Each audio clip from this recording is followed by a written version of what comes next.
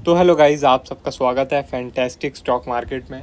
तो आज ज़बरदस्त गिरावट देखने को मिली निफ्टी में भी और बैंक निफ्टी में भी। निफ्टी 600 पॉइंट डाउन बंद हुआ है और बैंक निफ्टी 1200 पॉइंट। बहुत भयंकर गिरावट देखने को मिली है। और सबसे बड़ी बात, इंडिया विक्स आज 50% के ऊपर चला गया था, 50% के ऊपर, और बंद हो रहा है 20 के ऊपर। ठीक है, इंडिया विक्स में बहुत ख़तरनाक कैंडल बनी है आज। आप लोग देखे, बहुत ज़्यादा ख़तरनाक तरीके से शूट किया इंडिया विक्स आज। और अगर ऑप्शन के प्रीमियम आप लोगों ने देखे होंगे, ऑप्शन के प्रीमियम देखे होंगे तो भाई वो अलग ही लेवल पे चले गए हैं। आप लोग देख सकते हैं, मेरे पास लॉन्ग टर्म ऑप्शन के कुछ चार्ट लगे हुए हैं यहाँ पे। जो निफ्टी का 24,000 का पुट ऑप्शन है सितंबर का, वो 2 दिन में 141 से 640 का हाई लगा रहा है। 141 से 640 का हाई लगा रहा है।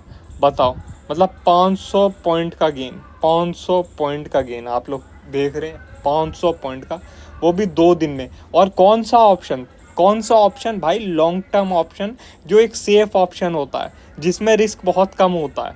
उस ऑप्शन में आप लोग देखें 141 से 640 का जंप लगा है, 500 पॉइंट गेन 2 दिन में। बताओ, मतलब ऑप्शन बायर की ऐसी लॉटरी लगी है, ऐसी लॉटरी लगी है 2 दिन में कि क्या बताएं। अब मैं आपको बता दूं भाई, मैं तो एक ऑप्शन सेलर हूँ, तो मेरी तो ऐसी कोई लॉटरी लगी नहीं है। और ना मैंने कोई ऑप्शन बाय किया कि चलो मैं बाय ही कर लेता तो मेरा पैसा बन जाता। ना मैंने बाय किया, और सेल में तो भाई जो रेगुलर पैसा बनता है हमारा वही हुआ है। ठीक है, तो भाई ऑप्शन बायर्स को बधाई हो, आप लोगों को जैकपॉट लगा है 2 दिन में। बाकी अगर हम लोग निफ्टी की बात करें, अब डेली टाइम फ्रेम लगा लेता हूँ मैं, तो भाई आप लोग देखें, जो क्लोजिंग है वो नेगेटिव है।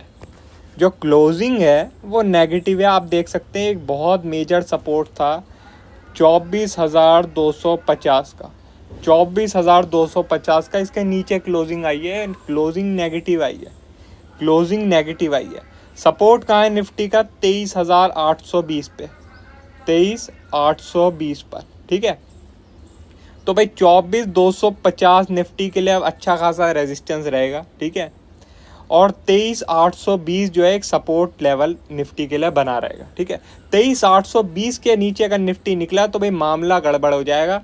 फिर एक बड़ा हम करेक्शन देख सकते हैं, और कम से कम हम 23,150 तक का लेवल देख सकते हैं फिर कुछ ही दिन में, 23,150 का लेवल। ठीक है, अब देखो आप लोग, अगर अभी रुको मैं ग्लोबल मार्केट आपको दिखाता हूँ।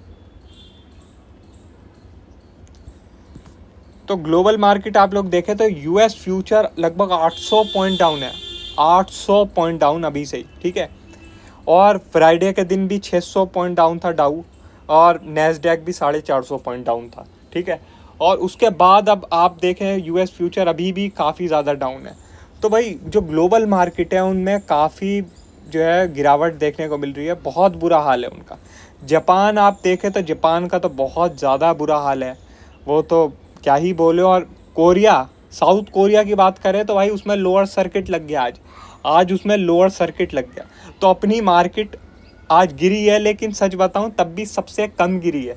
तो ये एक पॉजिटिव चीज़ भी है, ये एक पॉजिटिव चीज़ भी है। इसको भूलो मत आप लोग, इसको भूलो मत। जहाँ पे वर्ल्ड मार्केटों का इतना ज़्यादा बुरा हाल है, इतना ज़्यादा बुरा हाल है, जापान और कोरिया तो बिल्कुल ही ख़त्म हो गए हैं, वहाँ पर अपनी मार्केट अभी भी बनी हुई है, केवल 2-2.5% गिरी है।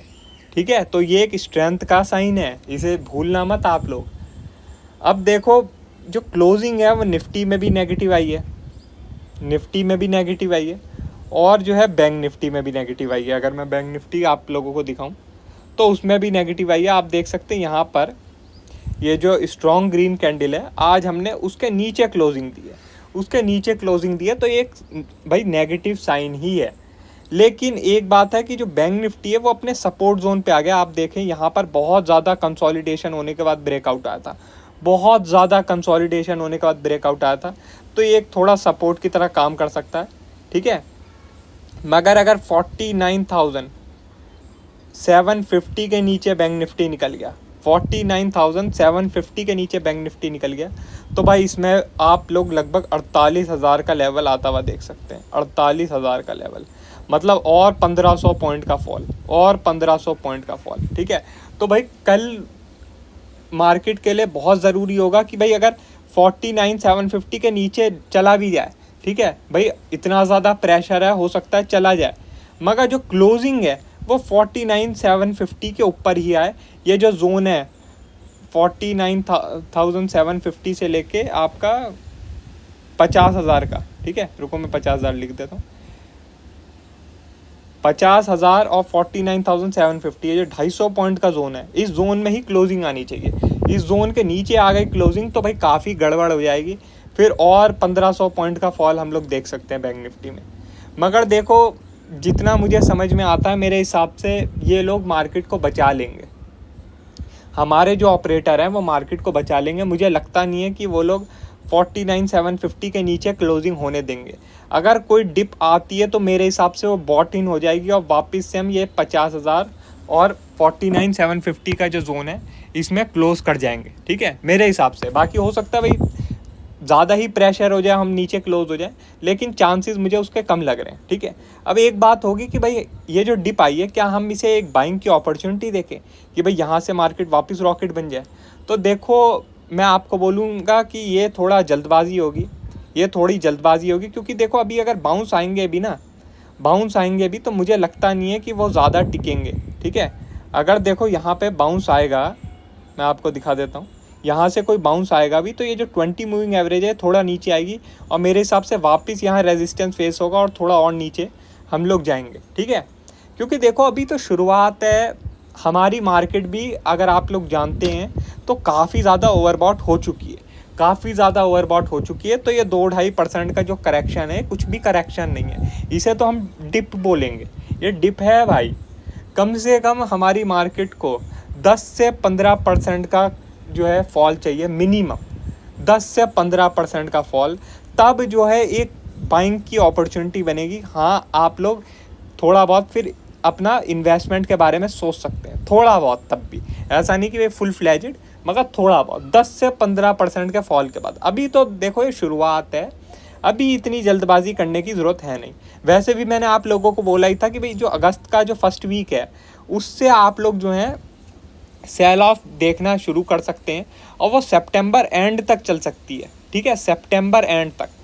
तो वही मैं आपको बोल रहा हूँ कि भाई यहाँ पर अगर कोई बाउंस आएंगे भी तो वो सेलिंग की अपॉर्चुनिटी होंगे और वो और सेल ऑफ आएगा, और बाउंस आए और सेल ऑफ आएगा, ऐसे होगा। और बीच में होगा कभी कि भाई ये जो आपका लोअर हाई है इसे ब्रेक करके थोड़ा हायर हाई का स्ट्रक्चर बनेगा, मगर फिर इवेंचुअली मेरे हिसाब से वापस से नीचे ही आ जाएगा।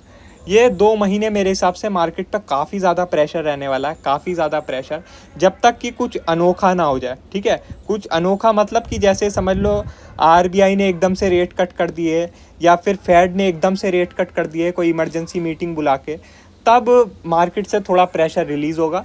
और वो भी मैं आपको बता देता हूँ शॉर्ट टर्म के लिए रिलीज़ होगा। ऐसा नहीं होगा कि भाई मार्केटें पूरी तरीके से सुधर जाएंगी, क्योंकि अभी अगर आप लोग इमरजेंसी में रेट कट कर देंगे तो उसका नतीजा ये होगा कि अभी के लिए तो आप लोग बच जाएंगे, लेकिन इन्फ्लेशन वापस से शूट करने लगेगी, और इन्फ्लेशन शूट करेगी तो आप लोग जानते हैं वापस से इंटरेस्ट रेट की साइकिल इन्हें चालू करनी पड़ेगी और फिर बहुत ज़्यादा ख़तरनाक मामला हो जाएगा।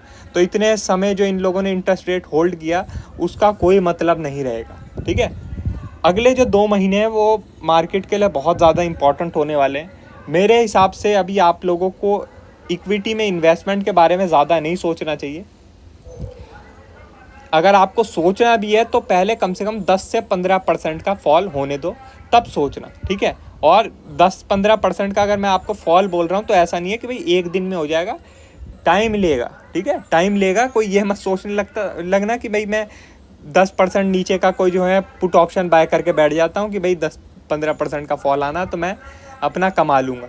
ऐसा नहीं होता मार्केट में भाई, स्टेप बाय स्टेप ही होती हैं चीज़ें, तो इसलिए आप लोग थोड़ा ध्यान रखो। ठीक है, बिल्कुल भी पागल मत हो कि भाई मैं पूरा पागल हो जाता हूँ, आज जो है इंडिया विक्स 42% ऊपर है, मैं जो हूँ अब और पुट ऑप्शन बाय कर लेता हूँ, अब तो न जाने क्या हो जाएगा, अब तो कोविड से भी बड़ा क्रैश आएगा।